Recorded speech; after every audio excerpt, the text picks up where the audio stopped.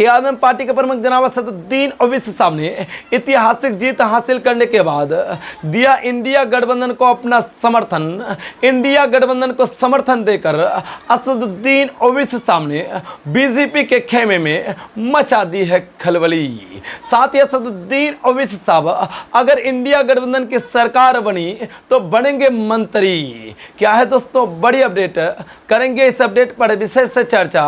तो दोस्तों आप बने रहें हमारे साथ शुरू से अंत तक। जी हाँ दोस्तों, आपको बताता चलूँ एआरएम पार्टी के सुप्रीमो जनाब असदुद्दीन ओवैसी साहब ने 3,21,000 वोटों से सबसे बड़ी ऐतिहासिक जीत हासिल की।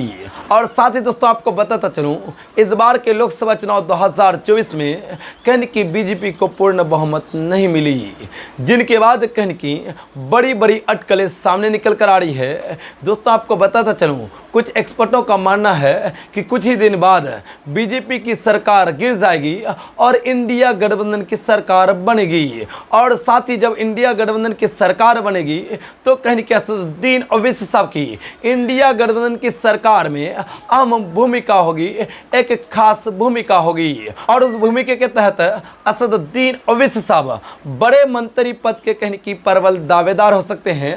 और बड़े मंत्री पद के प्रबल दावेदार होकर असदुद्दीन ओवैसी साहब भारत की सियासी गलियारों में हलचल मचाएंगे। दोस्तों एक तरफ असदुद्दीन ओवैसी साहब कहने की दलितों पिछड़ों की आवाज़ बुलंद करने के नाम पर जाने जाते हैं, तो दूसरी तरफ कहने की अब असदुद्दीन ओवैसी साहब की भूमिका सरकार बनाने को लेकर भी हो गई है। अब कहने की असदुद्दीन ओवैसी साहब सहित 17 और प्रत्याशियों के सारे ही इंडिया गठबंधन की सरकार आने वाले टाइम में बन सकती है। अगर असदुद्दीन ओवैसी साहब की भूमिका नहीं होगी तो इंडिया गठबंधन की सरकार नहीं बन सकती है। लेकिन दोस्तों आपको बताता चलूं असदुद्दीन ओवैसी साहब ने भी चुनाव से पहले कहा था कि हम इंडिया गठबंधन को समर्थन करेंगे। अगर हमारी पार्टी बड़ी जीत हासिल करती है तो हम कहीं की बीजेपी को कतई समर्थन नहीं करेंगे, इंडिया गठबंधन को ही समर्थन करेंगे और उन्हीं की सरकार बनाएंगे, चाहे हमें कोई पद मिले या फिर ना मिले।